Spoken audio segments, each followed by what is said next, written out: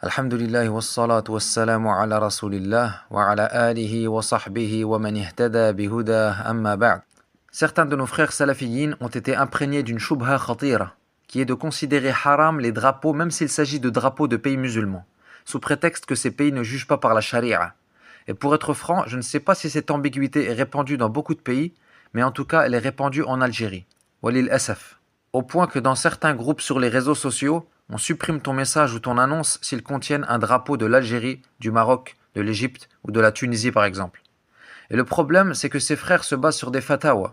Ils ne sortent pas ça de leur tête. Ils se basent sur des fatawas qui, officiellement, interdisent ces drapeaux sous prétexte qu'ils sont sanctifiés et glorifiés. Sauf que, officieusement, dans des assises plus privées, sont citées des raisons bien plus obscures. Comme cet imam et prédicateur en Algérie qui s'est fait enregistrer à son insu, dans une conversation privée, en train de dire que le drapeau de son pays représente le socialisme et la démocratie, donc la mécréance. Et dans l'audio, il rapporte cela d'une autre personne, yani lui non plus ne sort pas ça de sa tête. Donc toi, Akhi, quand tu regardes le drapeau de l'Algérie, du Maroc, du Mali, etc., qu'est-ce que tu vois? Tu vois un drapeau représentant un pays musulman. Mais eux, quand ils le voient, ils voient le kufr. Et attention, je ne parle pas du fait de se lever pour le drapeau, ni de faire la salutation au drapeau, etc. Je ne rentre même pas là-dedans. Le drapeau en lui-même, pour eux, représente la mécréance. Alors que la base, comme on l'a déjà vu, est que juger par autre que la loi d'Allah n'est pas du kufr akbar, sauf si le gouverneur considère que c'est halal, ou sauf s'il remplace la sharia qui était en place par les lois forgées des hommes, comme l'a fait par exemple Atatürk l'apostat, qui remplaça la sharia et abolit carrément le khilafa.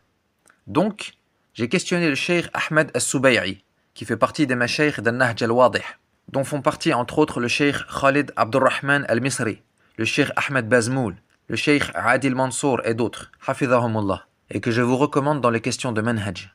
Et ma question était la suivante. Y a-t-il un mal dans les drapeaux nationaux? Et est-il permis par exemple d'utiliser le drapeau national dans une publicité commerciale ou religieuse comme pour annoncer une conférence? Vous remarquez que dans ma question je suis resté général au point que je n'ai même pas spécifié les pays musulmans. Le cheikh m'a répondu, le prophète avait des drapeaux et des étendards. Et même s'il n'en avait pas, ceci est un symbole représentant un État et un pays, et le principe de base est la permission. Et la sensibilité exagérée envers ce genre de choses provient des méthodologies des groupes prônant l'excommuniation, Jama'at ou Takfir, qui cherchent à dénigrer et à rabaisser les dirigeants sous prétexte religieux. Ils utilisent donc pour cela tous les moyens possibles. Il est alors de notre devoir de résister et de lutter contre toutes les formes de pensée et d'innovation liées au Takfir qui ont influencé la religiosité dite engagée avec leurs idées et leurs visions. Fin de la réponse du cheikh, hafidhahullah. Et généralement, ceux qui ont cette croyance n'ont pas que ça comme shubuhat. La preuve, les mêmes personnes d'Algérie dont j'ai parlé ne voient pas la bay'a au hakim.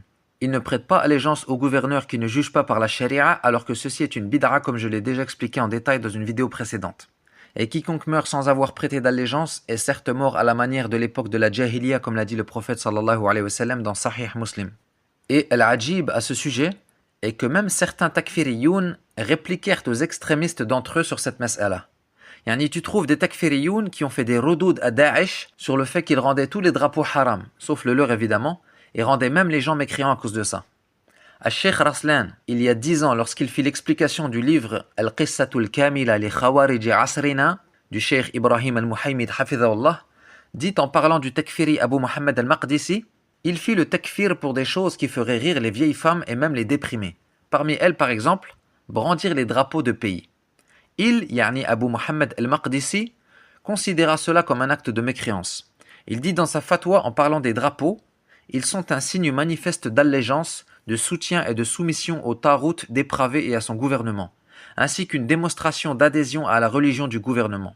Et nous avons la conviction que celui qui porte le drapeau de son pays est un mécréant apostat qui mérite de demeurer éternellement en enfer.